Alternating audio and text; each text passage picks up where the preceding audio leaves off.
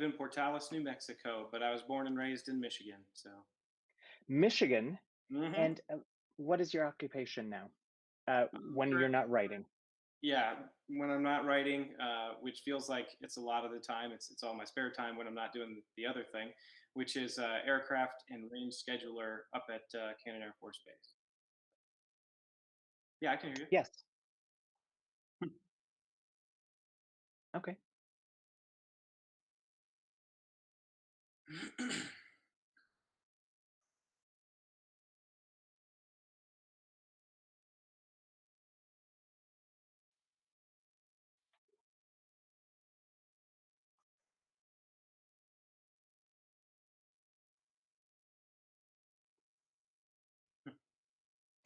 Thank you so much for the introduction.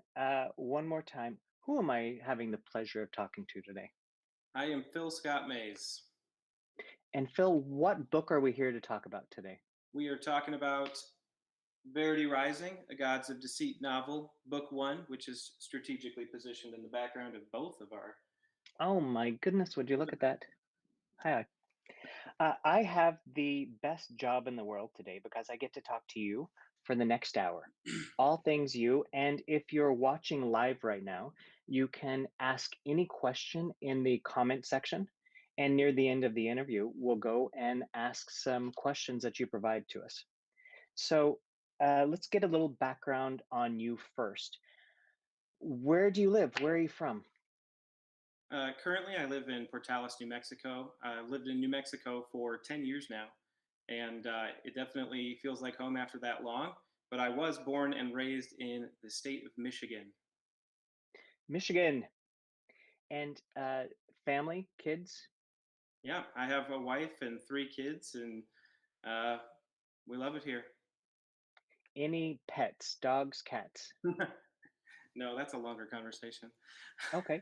Well, in the age of video chat and Zoom, Mhm. it's called a pet or animal tax. So if any pet or animal comes into view, we have to stop and talk about them for a second. So just letting everybody know, pet or child tax. I've got three rescue dogs, but I think they're safely put away right now. So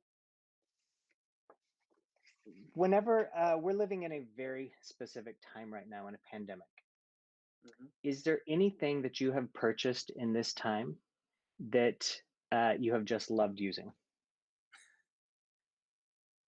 Well, I do have a growing mask collection, but I don't know if I'd say I love using them.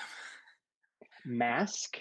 Yeah, masks. We all wear masks these days. Oh, So, that's yeah. fantastic. Yeah. You find that one that's just the right fit, and then you wash it because it's kind of gross not to, and then you dry it, and then it Mhm. doesn't ever fit the same again. But you always enjoy that first wear when it fits just right. I got an air fryer, and I'm one of those people that I have tried to air fry absolutely everything.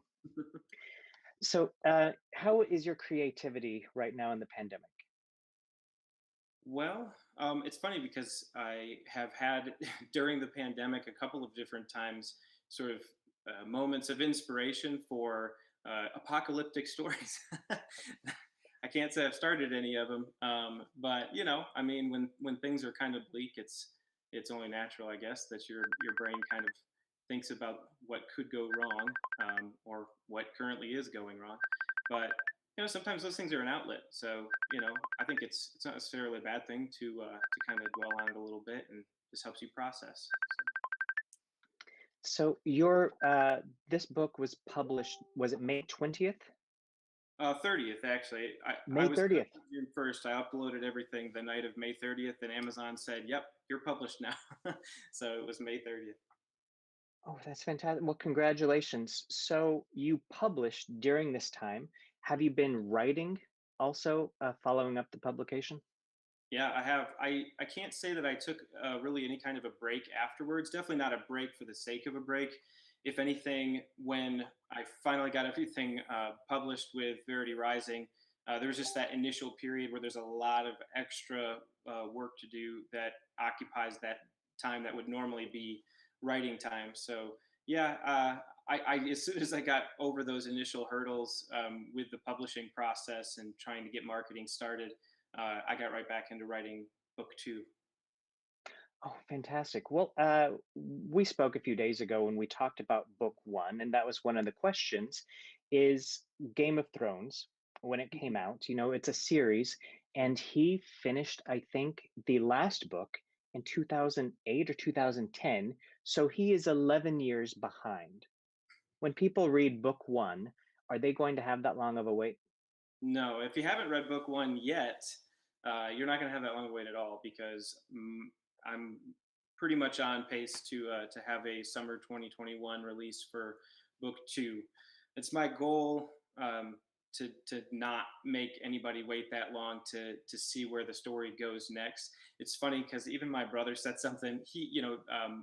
Part of the publishing process is having people beta read the book before you publish it. So it's people that you trust to kind of just give you their overall impressions of the reading process, and gives you a chance to refine the book even more, even though you've already done who knows how many rounds of editing before they get their hands on it.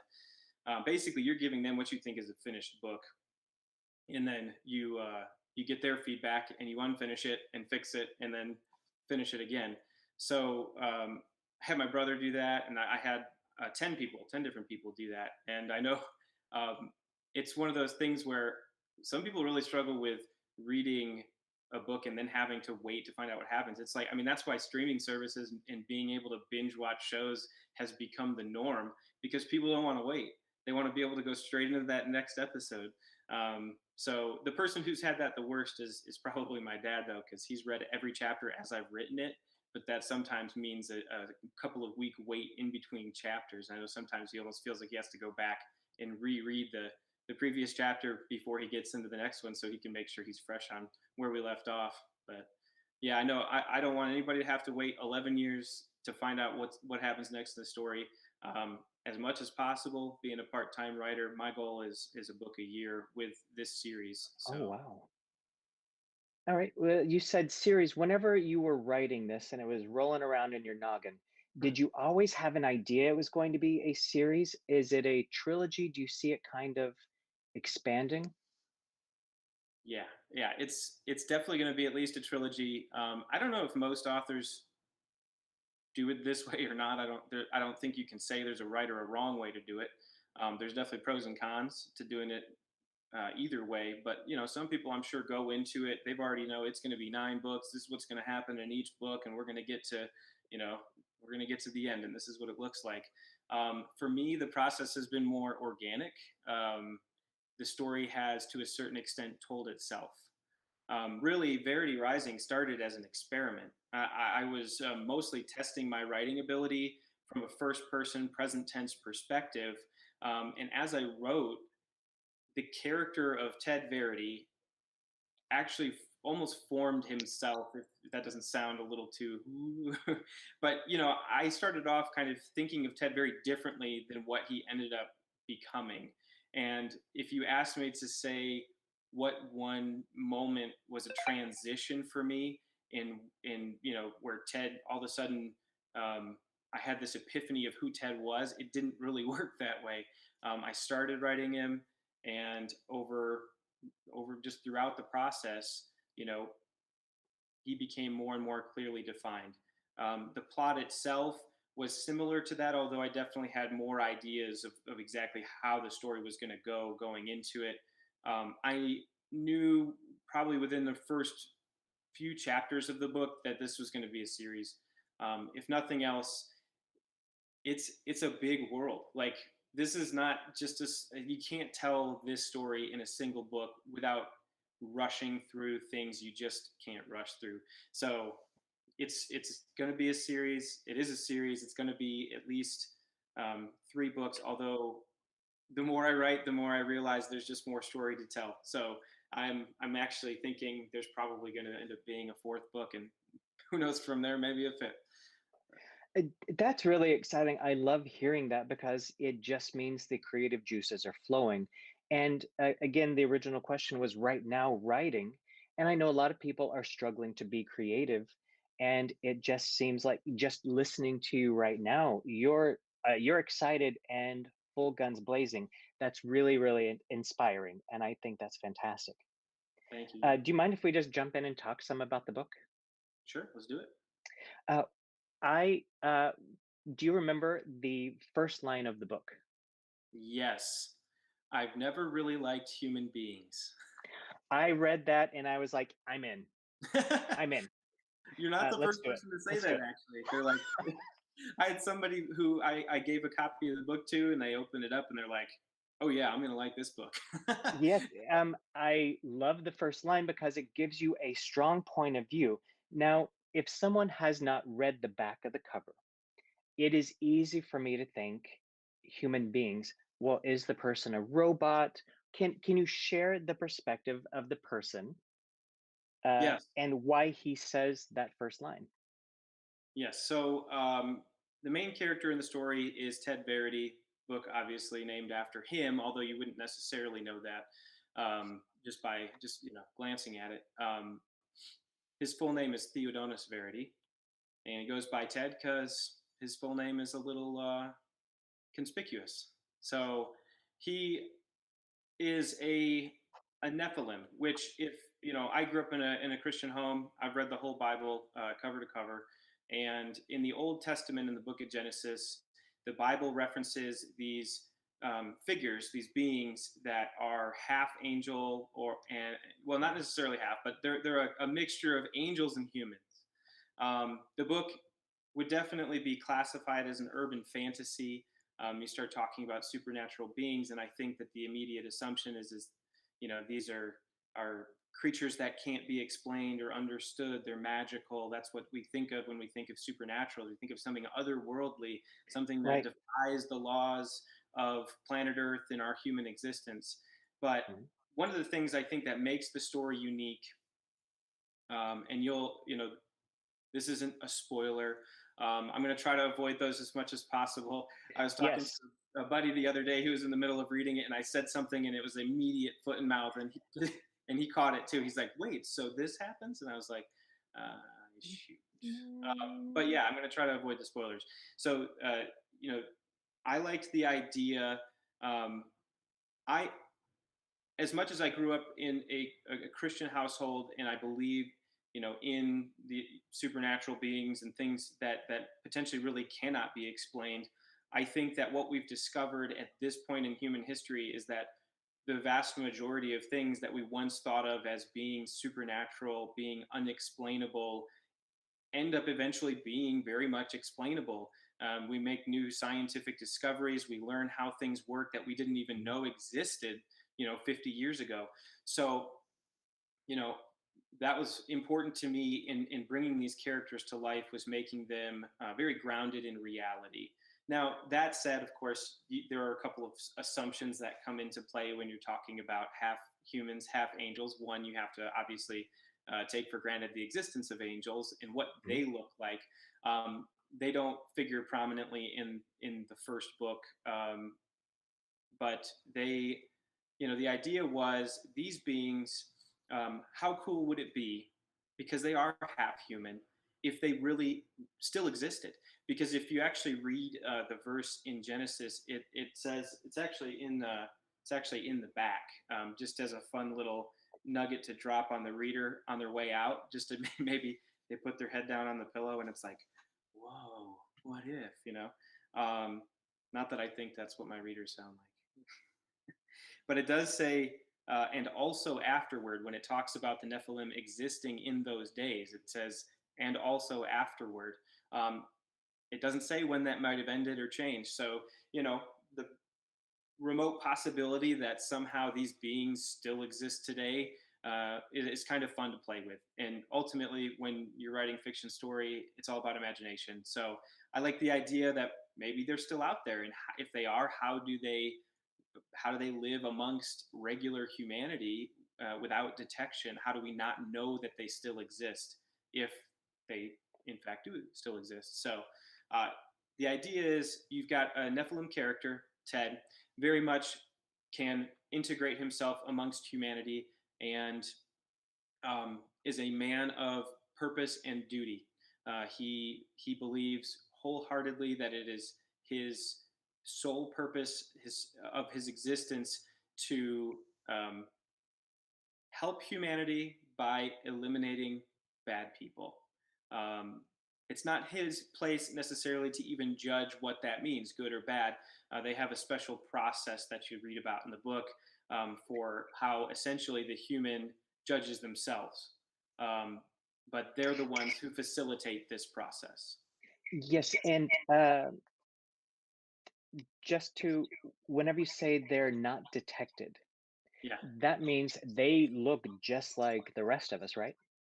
Minor differences, bone structure, things like that. There are some features that would set them apart a little bit, but not Mhm. necessarily all that different from any other person you would see. That you wouldn't necessarily um, immediately recognize their differences. So yeah. Right.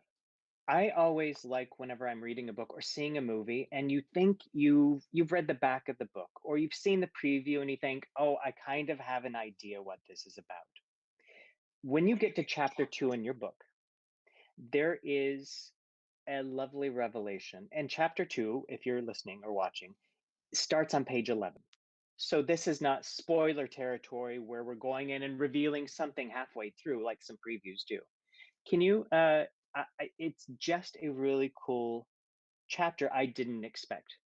Can you talk a little bit about some things that happen? Um, well, in chapter two, you get a setup of sort of what's going on that has brought or attracted um, Ted's attention, and basically, it's people, unfortunately, being imperfect people. Things that we would refer to, obviously, we refer to it as corruption. Ted has a very rigid way of seeing things. Mhm. His vision is very black and white. So to him, it's abominable corruption.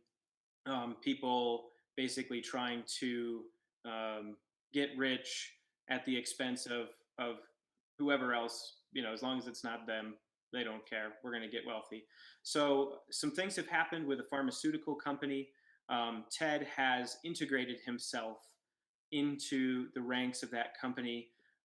He actually works amongst them, um, trying to find more or less the people who are responsible for what has transpired.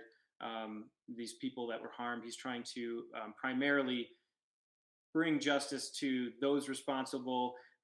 Unfortunately, the Nephilim have really no real power to make whole the victims in these situations. What they do is really primarily reactive.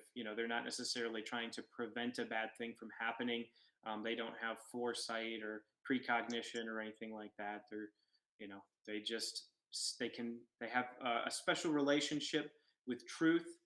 They can tell when the truth is being manipulated, when people are being fed falsehoods, and ultimately made prisoners of by lies. And that's when they step in and act. So in Ted's situation, he confronts one of the people that he has narrowed down in the first chapter. He confronts one of the characters that he has narrowed down to be at least partially responsible for the deceit that has transpired at this company, and he sows them. So again, being chapter one, this isn't a big spoiler. I think it'll help you kind of get a taste for how this whole thing works. Essentially, Nephilim blood is special, and I will leave out the specifics. There is a scientific reason for why their blood is different and how this process works. I don't want to get into that. It's not magic.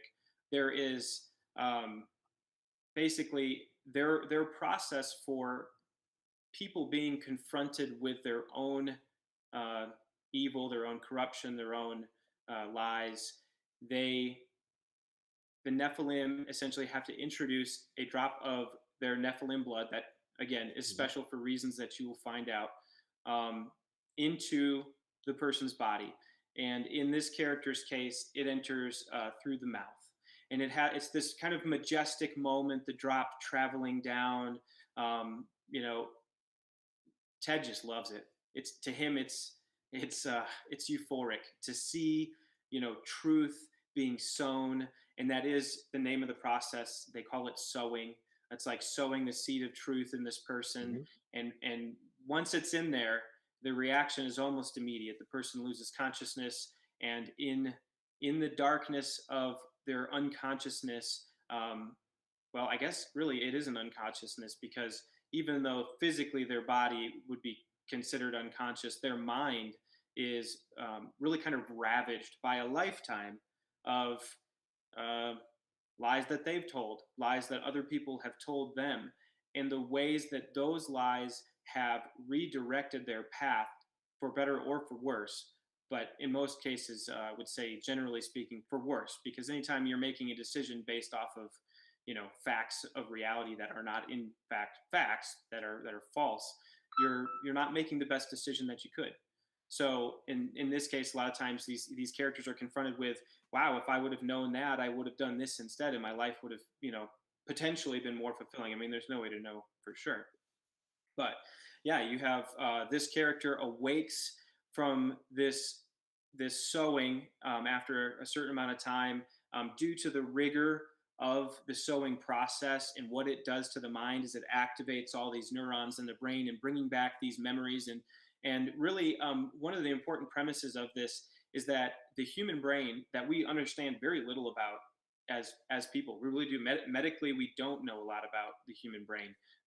So I find it a fascinating subject in general, to just think about everything that the brain can do. It's remarkable. So the idea is that really the human brain sees everything. If you're looking at a scene, those things in your periphery that you don't feel like you noticed, you did notice them. They're in a file locked away somewhere inside your brain.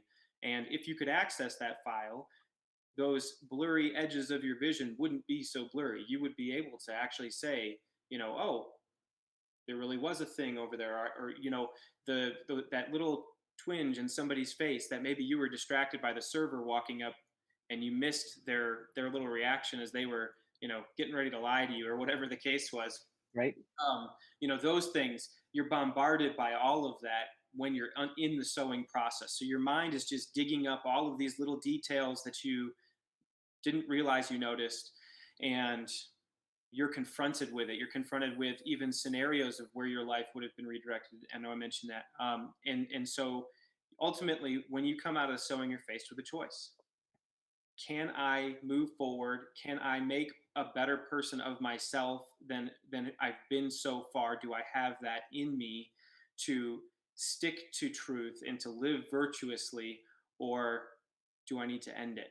And that's the question that anybody coming out of a sewing asks. So with a sewing, there's two basic outcomes. You either survive the sewing and become a really good person, or you kill yourself, frankly. So, Mhm. in chapter two, we see, the initial character make one of those two choices. I'll leave it vague for you. So I really like how sometimes, if I were to write this, I'd say, oh, yeah, the blood is magic. And you have created a world where scientifically it all makes sense. There are reasons for reasons, and you explain all of that. And I really spark to that instead of just a blanket, oh, it's magic. Yeah, the blood does this because you have put a lot of thought into it. And I love whenever there's world building because there's a lot of stories behind that that you're really exploring. Uh, it's almost what I hear you describe this, it's almost instant karma. That Yeah. may be something we can quickly label, but you bring it even further about the peripheral, the things we pretend we don't know, Hmm. all the things we can just put on our blinders and go and not be aware of the consequences going around us. So this is almost instant consequence realization, and Hmm. from there they get to choose. Is Yep. that And that's one of the things that, um, initially wasn't necessarily on my radar. I liked the idea of these beings, the Nephilim, sort of being here with this purpose of being vigilantes, and bringing justice and helping sort of keep humanity in check. But I thought there are a lot of anti-hero stories out there, and Mhm. you know to the extent that no person is perfect and therefore no character could really ever be perfect, every story can be seen to varying degrees as a bit of an anti-hero story. Nobody, I mean, sometimes your character is going to be a jerk. Sometimes your character is going to be selfish. um, Nobody's perfect, so they're not always people we can root for. Sometimes we might not want to, but then they draw us back in. With Ted, I- you know I, I ended up going, that ultimately these people decide their own fate, um, because again, these creatures, the Nephilim in my story, Ted in particular sees himself as a creature of virtue, of integrity. He's got this incorruptible character, right? At least that's how he sees himself. So to him, it would be important that he's not slaughtering people. He doesn't see it that way. How many people have died from sowings? It doesn't really matter because he's not the one killing them. He's just showing them the truth. What they choose to do from there is their decision. It doesn't weigh on his conscience at all. You know, he's above seeing himself as a contributing factor in the end of these people's lives. So Team free will. that's right. They have their choice after. They had their choice up until then. They have their free will right after. Hmm. Uh, I want to go back. You said it, but he puts himself within a certain company, and you Yes. mentioned it earlier. What company do these people that need justice? What kind of company is this? So the name of the company is Pentastar Pharmaceuticals. Pharmaceuticals. Interesting. Okay. This was Uh, You have to understand, this was written in 2019. mhm. I started writing this in, I want to say, August of 2019. So this is before COVID was even remotely on the radar. Right. Um, but it's kind of a hot topic today, obviously. Well, respectfully, we've talked about pharmaceuticals for years and years and years. It just seems to be a lot more of a topic now, but that's an interesting choice. Is there any reason, or did it just? Well, I think there's a special responsibility that comes with pharmaceuticals and medicine. You are dealing with people's lives, and at the same time, it's also experimental in nature. I mean, medicine, as much as we think of it as a science, is not an exact science. Doctors don't always know what's going on. Sometimes there's guesswork involved, and sometimes they have to play the odds and say, well, this is usually, when this is what you're experiencing, this is what's wrong with you. So we're going to treat you that way. Um, it's, but it's not a game, and the impact of deceit in that arena is, is we'll just say the stakes are much, much higher when you're Mhm. dealing with medicines that can permanently affect the way a person's body works, that can, kill people ultimately. And so, you know, in this case, it was a natural fit for Ted to land in a place where they've made decisions about a drug that they're developing.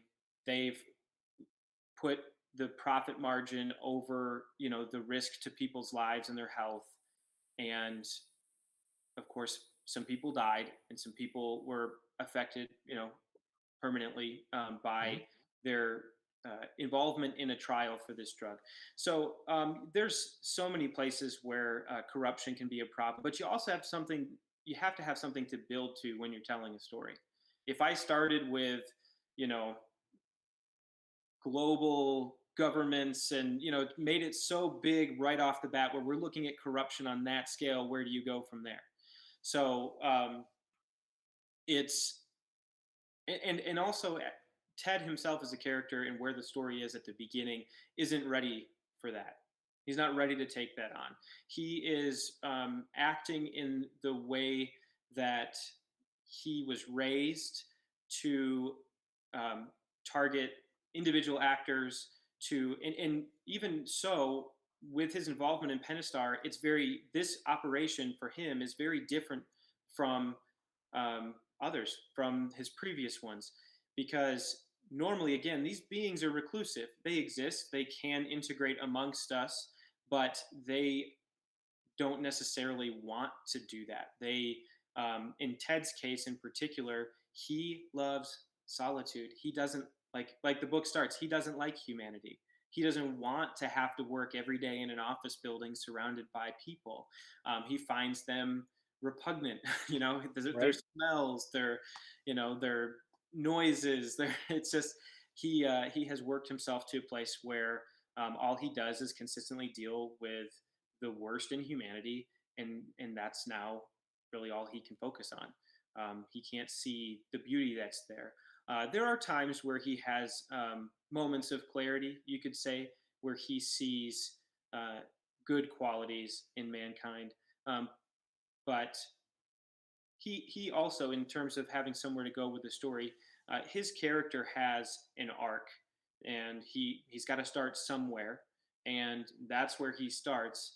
But the story takes him on a bit of a roller coaster, and that might be an understatement. But he really kind of has his world flipped upside down, and he ends up um, really rethinking a lot of his opinions about um, I mean, to blanket sweep it, basically everything. Everything he really understood or thought he understood about the world the way it is, about humanity, and about his own kind, he has to question. So, And whenever you talk about writing this in the first person, everything you're describing is perfect for that perspective because he gets to question everything. We are in his head.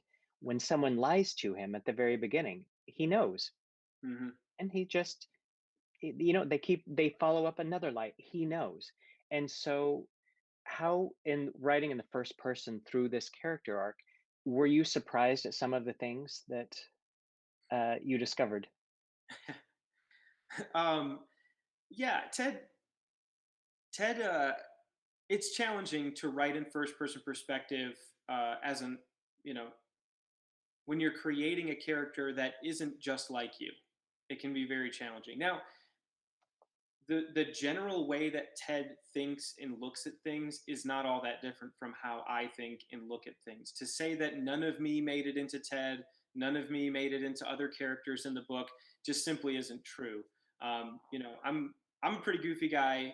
People who know me well know that, and you know, it's a darker story. There are not a lot of uplifting moments in the story, but again, this is a journey. So book one starts here. Um, there is the back, as the back cover implies.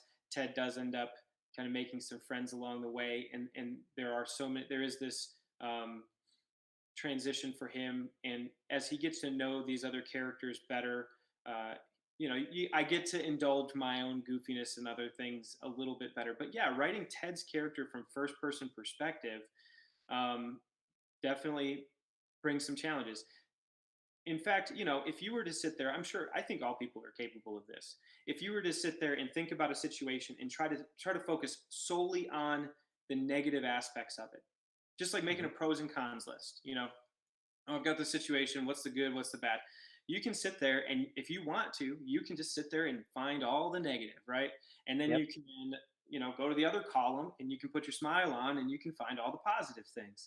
So it's writing Ted's character, especially at the beginning of the book, is a little bit like that. I got to think about all the things I don't like about humanity, or what Ted wouldn't like about humanity, and then I put him in. Those are his thoughts, those are his feelings, and I integrate those into the story, knowing that no, it's not necessarily true. It's an exaggeration. It's a very narrow view of things, but his eyes end up pretty open at the end. So. The cover has Ted in front of a building. Hmm. Um, that building, what do you say about that building? I kind of so I wouldn't say that this directly influenced me, but I actually really like the movie Devil. With It's the M Night Shyamalan movie. They end up in the elevator, and the Yes. devil's in there with them, and it's a really cool. I really enjoy the way they tell that story, and even the cinematography of it really almost gives the building itself a life. Um, the building isn't at all the focus, but these things that happen, it's like the building is out to get them just as much as, like the devil has control over the building or is working through it. Things happen and there's no explanation. And now that's not Milburn Tower. That's not Milburn Tower in my story. That's the name of the building. But Ted definitely sees the building that way. Again, it's Ted's perspective. So to him, this building is just, it's like this citadel of human corruption. These companies that have gotten so wealthy, and a lot of times it involves some level of exploitation in his eyes. So to him, the building can't have escaped the aura of their evil. It's just sort of washed in it with them. So there's some, definitely some language, descriptive language in there that sort of paints the building in a negative light. The building was almost a character, just from Ted's perspective. And there was a line where, despite having a lot of glass, Mm, there was a lot of secrets. yeah, I love that, and that because to me that painted the building uh, very, very clearly. yeah. It's almost culpable. It's a part of the problem that it's sort of fostering this behavior. So yeah, yeah, that's fun.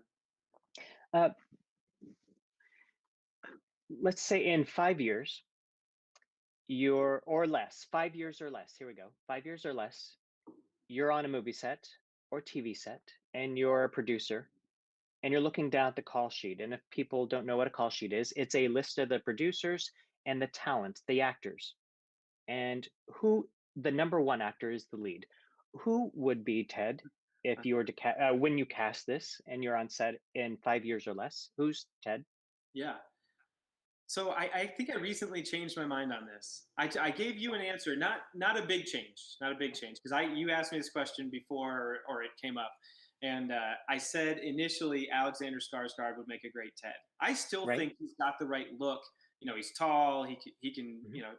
he can look imposing.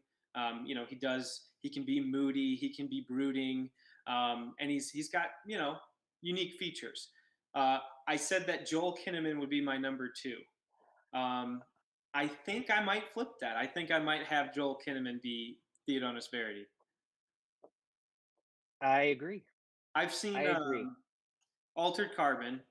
and his character in Altered Carbon. That's sort of like, I don't think he smiles in the entire season. It's his character. It's easy to sort of take him and think, could this be Ted? Especially in the way that he plays that role, and he's got a similar look. He can be imposing. He's real, tall, muscular guy. He's got the sort of unique features too. So yeah, I mean, either of those guys would be great. But yeah, I think Joel might be the better fit. Oh, fantastic. When you did tell me that, now when I read it, I do read it personally with Joel, just because that's who pops up. And for me, that I enjoy whenever I know who you kind of thought about. Well, that, in fairness, that I never put much thought into that question until after I had written almost the entire book. Oh, I got about halfway through it before I really thought, who would I have play these characters? And actually, at one point, I ended up sort of going through the internet and finding some pictures and saving them at the bottom of my Google document, and sort of referencing them at times just to help me be able to envision the character's expression or features, mhm. with a certain expression. Um, so I actually had a friend too who said they thought. Now I'm gonna forget his name. Yeah, forget that. But yeah, there's it's interesting. I had this conversation with a friend who sort of gave me their own ideas, and I was fascinated to see how differently one person can envision these characters from another. It's There were times where we were literally like, it's like our minds were linked about who would play these characters, and then without having talked about it, we picked the exact same character for a role. And then there were other times where I was like, oh, okay. Because it wasn't at all how I pictured it. Mhm. But it's a lot of fun. It's so much fun to talk to people about the book afterwards and get their impressions and see how it struck them. and I've been humbled by the feedback so far, and um, it's fascinating, just like any other art, to see how the book can put different feelings, different images, different ideas in different people's minds based on. And I mean, I guess that's, that's not really that surprising. If you were to read the book again in a different state of mind, let's say you're going through something in your life and you read the book again, different things might pop out at you, and Yep. you might walk away with an entirely different experience. So, Yeah, I think whenever we read, there's maybe a book that we read at a part of our life that was an important time of our life, mhm. and it always hangs there. Um, does the Gods of Deceit series begin and end with Ted, or is there more to come for him?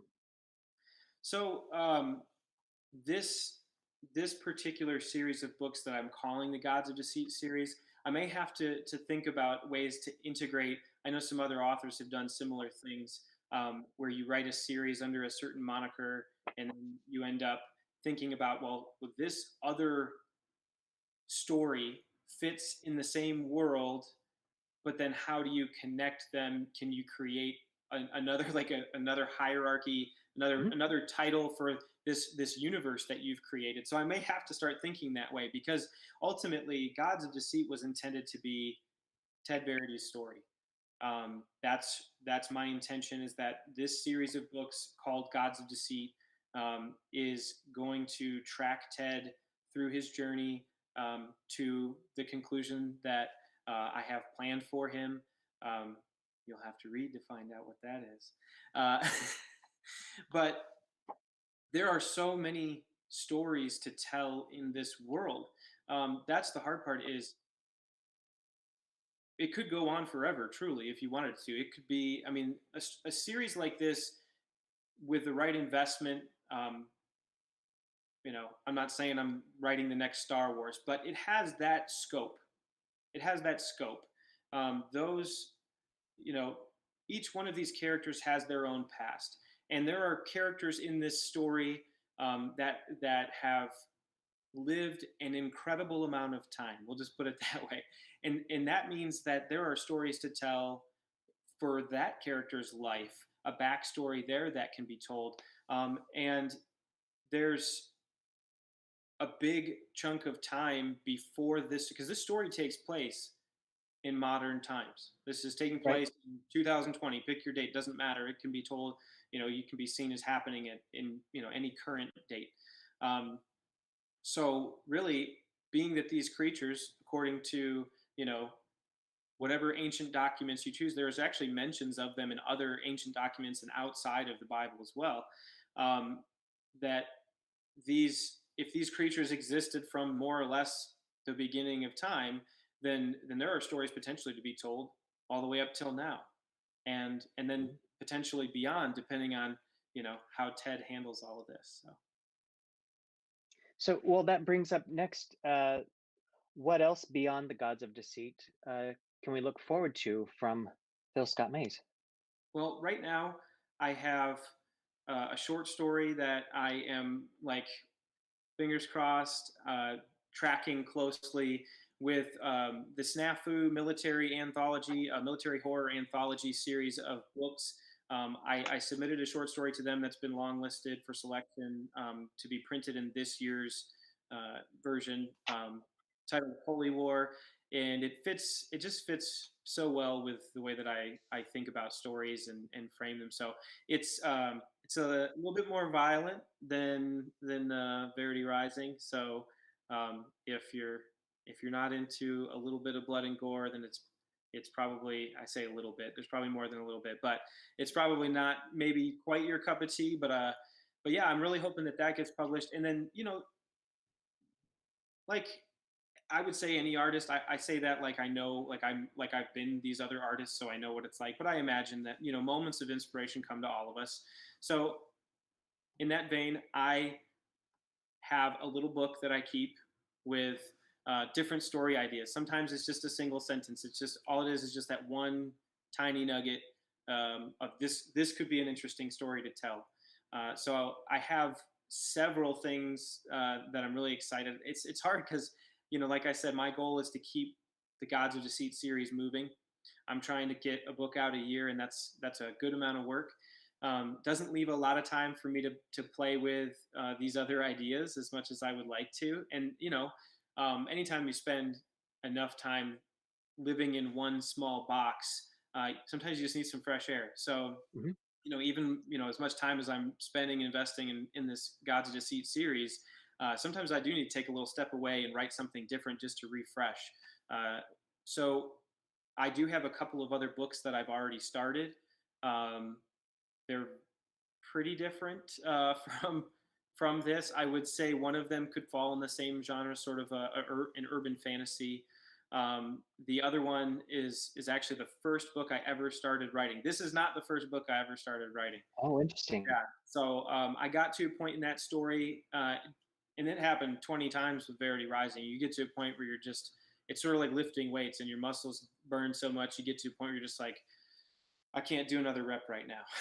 So, Mhm. you get to a point with it where you're just like, I need to do something different. So that's actually taking a break from that story that I started writing. This Verity Rising was my break from that story. I had started experimenting here, and I got so excited about this story as it started to take shape that I ran with it. I was like, nope, I'll get back to that someday, but this is the story I need to tell right now. So yeah, I've got some other things that I've already started. I'm really excited about some of these stories, and uh, hopefully soon I'll have an announcement about this short story. And I love the story. It's been long listed. It's a good story. The question now that they're trying to figure out on the other side is, does this fit with the other stories that were submitted, the other short stories that were submitted, and does it, really like fit well with the theme and make for a good cohesive anthology? So even if it doesn't get printed, I feel like that's a win, and I'm excited to take it myself and run with it because I'm really geeked about what I've done with that short story, and honestly, it has the potential to turn into another series like Gods of Deceit. So it's kind of Uh, it's its own world. So and did you say military horror? yes, yeah, Okay, I think that's a lovely genre that we just don't explore enough. Um, I used to work for some screenwriters, and they all were relatively successful. Their number one rule to writing was to finish. yeah, And you are here right now because you finished. yep, And you're excited talking about your short story because you finished it. hmm And they would say, unless they're getting paid to finish writing something, it's okay to jump around when inspiration strikes. And that sounds exactly like what you're doing. You didn't set out to write this book, it came because you needed a break from another one. yep, You and I have also talked, and we share the belief that anytime you have any level of success, you press the button to send the elevator down to help pick other people up. So, is there a writer uh, that you really admire right now who may not be big time? Well, I wouldn't presume to say that I'm sending an elevator down because really he's accomplished something pretty remarkable with his book. It's an incredible book. It came out a couple years before mine did. He definitely has wowed people with it. I think his ratings on Amazon and Goodreads are high fours. I mean, almost 5 stars, and he's got more dozens of ratings. So I mean, it's a really good book. Skelly's Square is the name of the book, by author Stephen Black, and you can find that on wildmansbooks.com.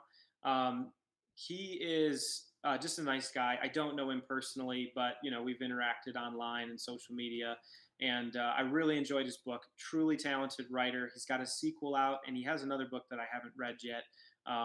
But yeah, you should check him out. Now his is actually really not genre-wise, not that far. It's a fantasy novel. It's an urban fantasy novel, so it wouldn't be if you enjoy Verity Rising, it's not like a stretch that you would sort of see that in the same arena. But yeah, it's a really good book. I definitely recommend it. Sometimes people treat things as hungry, hungry hippos. We are just out to get as much as you can. And I have found that writing community is very, very gracious with others. Hmm. And you're in a small town, Portales. Is there any community you have found or support locally? It's been remarkable, and you know that because you're part of the support that I found in Portales. Not necessarily as a member of the writing community, but as a member of our community here. And I've been surprised at how many writers there are in the local area. I've actually we tried to start a little writing group. It didn't quite take off, but I ended up making a really good friend out of it, who also submitted a short story for that same anthology, and he's a great guy. And I'm starting to see, it is a smaller town. The most just wild to me wild story that I could tell in that regard was when I came into your store that first time to talk to you about the book, and you had already bought it before I even got there, which just blew my mind. And then while I'm in there, I met another author who just happened to be sitting at a nearby table. And then at the same time, Dorinda Jones happened to be in your store at that moment. I Best-selling author, New York Times best-selling author, Dorinda Jones. Yes, Yes. yes. Yeah, there's the plug. No, and it's funny because I just finished reading First Grave on the Right, which is her very first novel in the Charlie Davidson series, her like flagship series. It is hilarious. It is sassy, and it's a little steamy, but it's a really good. It's more in the supernatural romance genre. It's a great book. First Grave on the Right is also available at wildmansbooks.com. So yeah, if romance is your thing and you don't mind little angels and demons and fun action there, then yeah, check it out. And she's been really supportive. She did a giveaway. She was when I first put myself out there in the community and was trying to reach out to people to see what I might be able to get going for Verity Rising. Um, she volunteered just right off the bat. First conversation I ever had with her, she said, "You know what? Let me do a giveaway of your book." And so through her Facebook page, where she has, I don't know, I think 50,000 followers or something, she sponsored a giveaway of my book, and also shared once the giveaway was done. I made a little thank you video, and she shared that on through her page too. It's just really been humbling, and it sounds maybe a little weird, but I'm almost excited to really reach a level of success to where I can do that for somebody else. Mhm. I love helping people. It's been definitely something I've invested a lot of time and energy into in my life, volunteering and doing service projects. And you know I would like to be able to help people in this arena as well. So, but I got to get there first, But I do. It's been awesome to Well, support. you're starting and finishing, and you're well on your way. Uh, will you do a book signing whenever it's safe to do so? Absolutely. Yeah. Fantastic. Would you do one for us? Certainly. Yay! All right, I just needed it on video so I Yeah. can make sure to hold it to it. Oh no, I'll be there. You know it. All right, I'm going to look real quick to see some of the questions we have.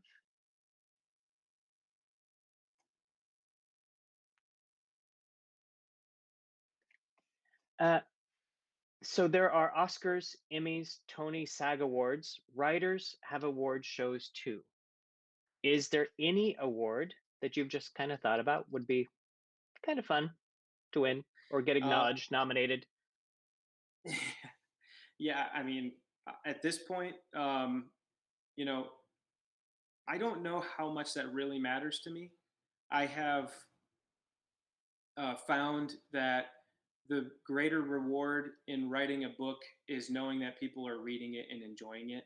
Um, Winning an award obviously feels like a stamp of approval from the industry, but at the end of the day, to know that something that I have created has enthralled people, has brought them joy, has elevated their heart rate, whatever they end up eventually, ultimately getting out of the reading experience, to know that they've walked away and just felt like they were transported away from their even just transported away from their problems for the time that they were reading the book, that they got to escape into this story. That's more important to me ultimately. I mean, to be honest, um, you know even making money selling books, of course that feels good. but Right? but at the end of the day, I have found that knowing I had a book sale and I made royalties is very short lived smile on my face. But talking to somebody who has read the book and really found it um, to them in some way life changing or just incredibly entertaining is a far more lasting high. Just put it that way. We have another question. Why did you decide to become a writer? It's funny because I know a lot of people who have who have put it out there that they just knew from the time they were a child, they were a storyteller, they've always been a storyteller.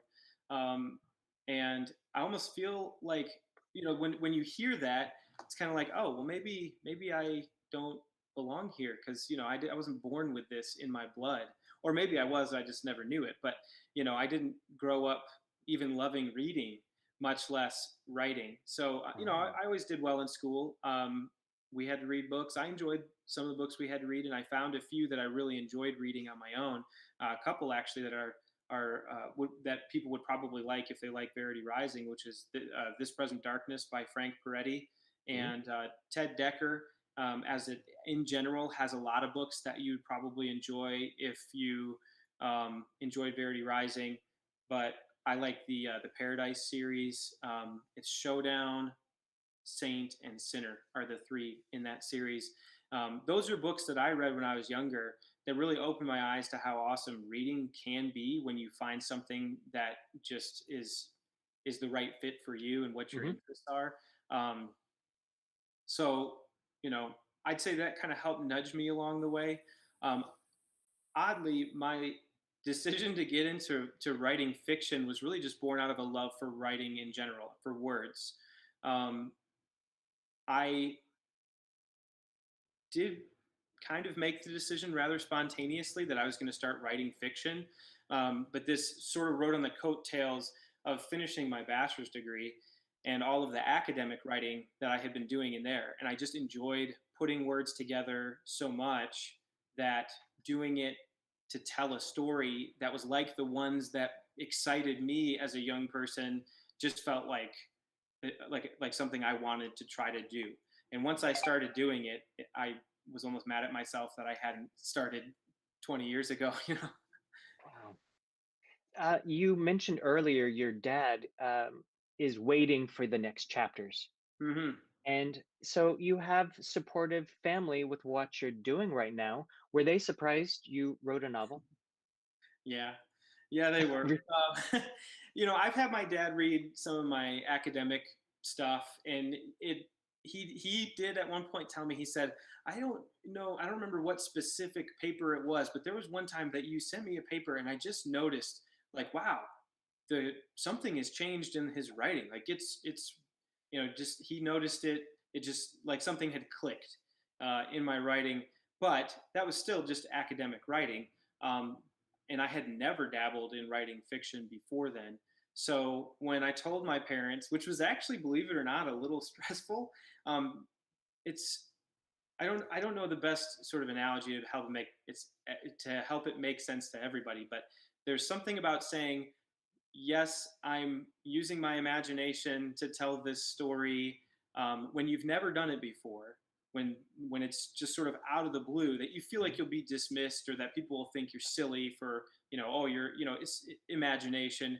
I guess it's kind of like that kid who's out playing pretend on the playground with their, imaginary friend in like what late elementary school, and kids are starting to get mean at that point, and they're like, you know, so you almost expect a little bit of that reaction, not necessarily from your family, of course, but they were so supportive. And I think the hardest thing, especially having not really gone here before, and knowing that my family would never have necessarily seen this coming, was um, believing them when they praised what I had written. When my dad came back and said, this is really good, I'm thinking, this is my dad just being a great dad. This isn't necessarily that I've really done anything special here. And you know obviously a lot of that has been put to rest. And my dad has still supported me like crazy. But yeah, my family was pretty surprised. It's like they were surprised when I came home my sophomore year and said I was going to be in a musical. They They'd never seen that coming either. So Is that the one you won an award? yeah. Yeah, So the school did like a Academy Awards every year for just our small high school. 500 students, um, and I got Best Actor for playing John the Baptist in Godspell. So congratulations. yeah, thank you. Uh, I want to follow up that question whenever you talked about your parents being supportive. Are you proud of yourself? I am. Yep, I'm proud of myself. Um, I It felt like a weird, you know, I don't know that I necessarily felt the same pride that someone might feel who knew from the time they were 8 years old that they were going to be a novelist someday, and they finally put out that first book. It's just like this big release, all these years Mhm. of working up to it, and finally, like I said, this was a little bit a little bit more spur of the moment for me. It wasn't necessarily a realization of a bucket list or life goal kind of thing. But yeah, I mean, as I started doing this, I actually think, like you said, it comes down to finishing. And I brought my dad in like I did because I wanted to make sure that I finished. Why do I send him every chapter along the way? Because it helps keep me accountable to know that someone out there is waiting for that next chapter. I can't just take 2 weeks off to play, video games or watch Netflix or, you know, goof around, and it keeps me productive, it keeps me moving. And I think more than anything, I'm proud that I finished, and I'm proud that the book turned out the way that it did. But now it's time to do the same, to repeat that, you know Mhm. make that lightning strike twice, get that next book out, make it even better than the first, and then move on to the third book from there. I mean, that's really where my brain is right now with all this. It's celebrate, enjoy it, smile, sit back, plop down on the couch, and enjoy the fact that I finished a book, I published a book, and then move on. Keep I going. That yeah, moss grow. I really appreciate you being able to take pride in your work because sometimes, as creatives, I find myself challenged by being proud of what I accomplished because I'm always thinking, oh, the next thing, or yeah, it didn't turn. And I just appreciate how you're just like, yep, I'm proud of myself. Um, if you're listening live, or if you're listening in a few years from now and you're just enthralled and you have to find out everything that he's ever done and you're coming across his first interview, all of the books that you're mentioning are in the comments section from Wildman Books. She is putting up links to all of the books. So everything that you're mentioning, you can be ordered right there through Wildman Books, which again is located in Santa Fe, New Mexico. I think we have time for just maybe a few more questions. Had you been thinking about the issue of truth versus lies, deceit, corruption, or did you just start writing it and that's what came out? um, I absolutely have spent a lot of time thinking about that. Part of, I'm not going to sit here and pretend like I'm Ted Verity. I'm perfect. I've never lied. And it's funny because, even if Ted were to think that, that might not necessarily be the case. No spoilers. Um, but yeah, it's an issue that affects everyone. No one can escape truth, lies, deceit. It's a part of life. People in your life will lie to you. People in your you know leaders in your life will lie to you, and you will, unfortunately, on occasion, hopefully not any more than that, lie to other people. But it's one of the things that definitely, I don't even remember. To be honest, I'm not entirely sure where this thought came from. I don't know if I want to try to take credit for it as my own original thought or if I had read it somewhere. But was the connection between lying and free will? And I think it's a powerful connection, that it's easy to just think a little lie doesn't matter.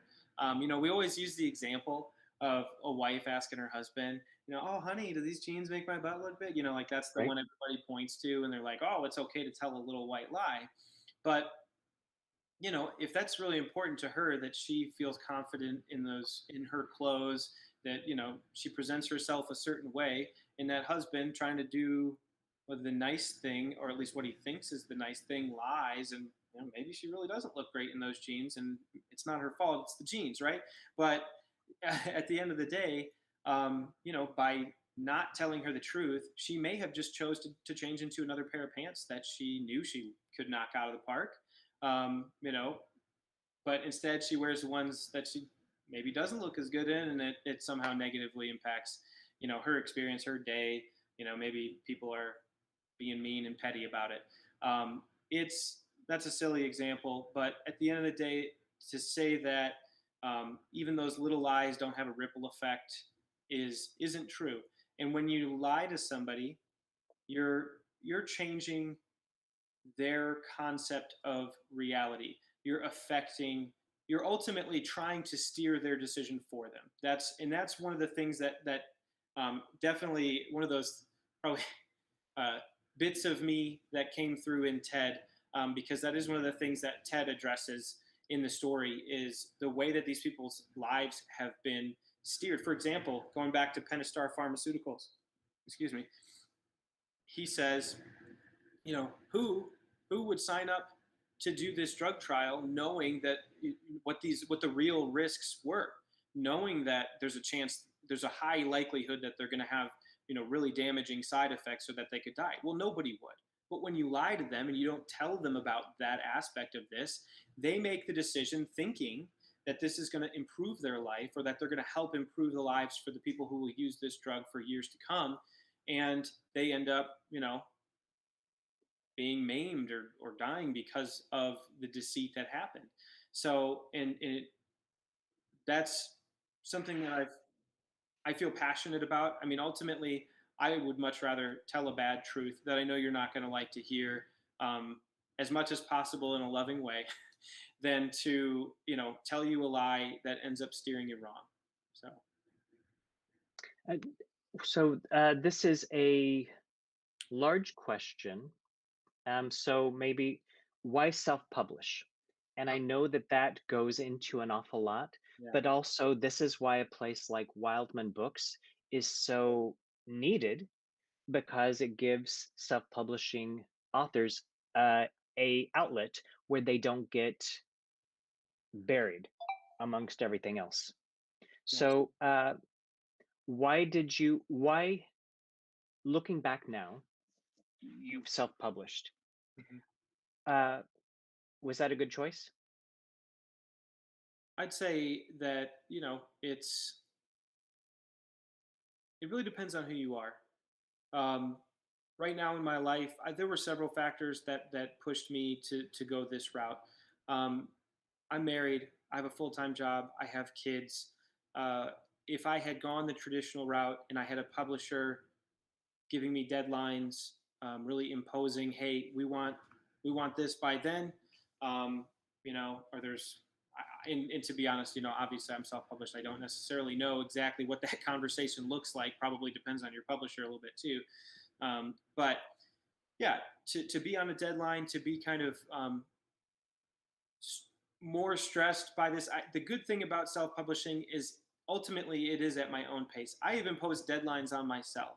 But if I know that I need to take a little time off for my own mental health or because there's stuff going on with the family, somebody's sick, I gotta take care of these other things in my life, I can do that. And the only bad that comes of it is my readers have to wait a little bit longer before they get the next installment of the story.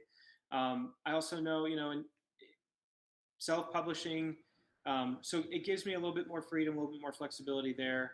Uh, as far as being a new author and publishing traditionally versus publishing, self-publishing, the way that the industry works, from everything that I've read, and this has kind of been verified. My aunt actually wrote a book uh, that is also at wildmensbooks.com. It's called Tribe.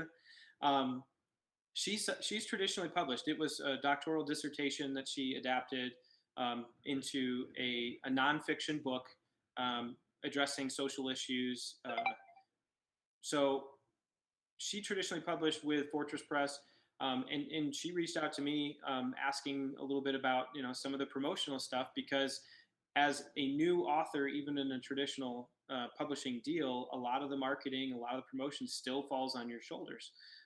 So to me, it was, well, I like the idea of being more flexible with it. And if I'm going to have to do the promotion myself anyway, or a lot of it, then that's really the probably the biggest factor to why you might not want to self-publish, is because you don't want to take on the full-time job of, you know, social media marketing and trying to go around schedule your own events and do all that kind of stuff. Because the reality is there are millions of books published every year in the United States alone, not even including internationally.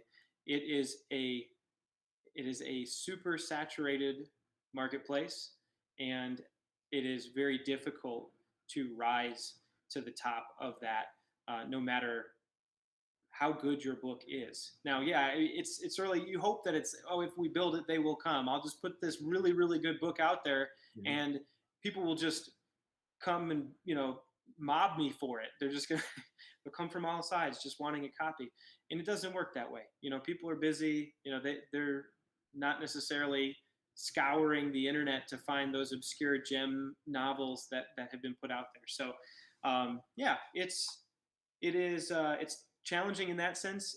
It might be a little easier for someone who gets a traditional publishing deal. There's a lot of costs that can potentially come with self-publishing. You can do it for free, but if you want to make sure that your book is on point, that's got good cover art and that it's edited well and stuff, really that costs some money, because you got to pay somebody to help you with those things.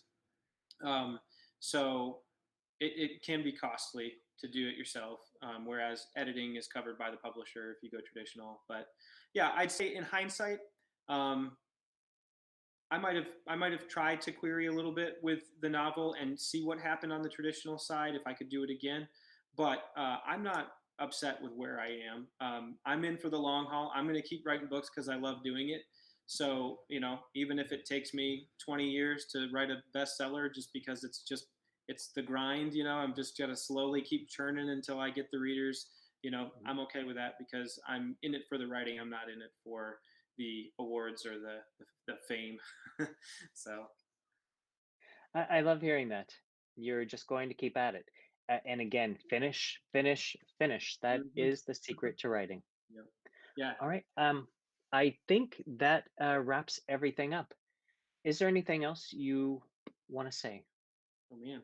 Well, I know obviously we've got some live viewers, but even beyond the live viewers, someday hopefully we'll have lots of people finding this video on YouTube over time. If you've read Verity Rising, I sincerely thank you for going out, for giving it a chance, and I really hope you enjoyed the book. If you haven't read Verity Rising, you really should give it a chance, because I think that ultimately it's not just a book that entertains you; it's a book that has a lot to say about a variety of subjects. And I think that if nothing else, you will miss out on the opportunity to be a part of that conversation, because there's really more to the book than just giggling and watching some characters do some things. And I mean, I like to think of it as a pretty deep book, I guess is what I'm getting at. And I like the idea of people being engaged in that conversation. So. And how can people track your writing? How can Oh, they keep in touch if they want to reach out? How can they find you? yeah, so I'm on social media. I have a Facebook page. It's just facebook.com/Phil Scott Mays. So that's pretty easy. Or you can just search Phil Scott Mays in your Facebook search bar. Twitter, I'm on Twitter as well. It's at symbol Phil Scott Mays. You can find me there. And then I do have a website, which is www.philscottmays.com. So just remember the name Phil Scott Mays, and you'll find me one way or the other. That's easy enough. Yep. All right. Well, I have just had uh, a great time. I would not want to be anywhere else today. And I This is appreciate your passion that you write. And I like that you're proud of yourself and that you started and finished. And I was going to mention this earlier. You actually talked about going to one of your kids' games, and you were the dad who had a laptop at the game, writing in between games because that is what you had to do. And I find that incredibly inspiring. well, it's funny because that's now that I think about it, that might have been more during my finishing my bachelor's degree. But either way, I was dedicated to get the work done. The one thing, my wife has been very patient with me, because a lot of times now, anytime we go somewhere, if we drive from Portales to Clovis, or we drive anywhere, we go to Lubbock or Albuquerque, she'll drive at least halfway, and I'm sitting in the passenger seat with my laptop and my phone on mobile hotspot, and I'm writing. So, you know, that's the life of a part-time writer. Unfortunately, I don't get to, just sit down and focus with zero distractions all day long. And well, not that that's ever the case, right, with the internet, but um, you know, I don't get the luxury of being able to pour all that. So I just scrape up time when I can find it. And people in my life have been very supportive of those efforts. And honestly, the book would not have been finished yet if it wasn't for my wife's support in my use of those spare moments. So, I'm glad you mentioned all that. That's fantastic. Congratulations again. yes, thank you. All right. Thank you very much for watching this live or whenever you're watching it. Again, I think in 5 years, you're going to be scouring the internet for all things Bill Scott Mays. And again, Wildman Books, thank you so much for letting us do this. Wildmanbooks.com, Santa Fe, New Mexico. Yes, thank you. Thank you.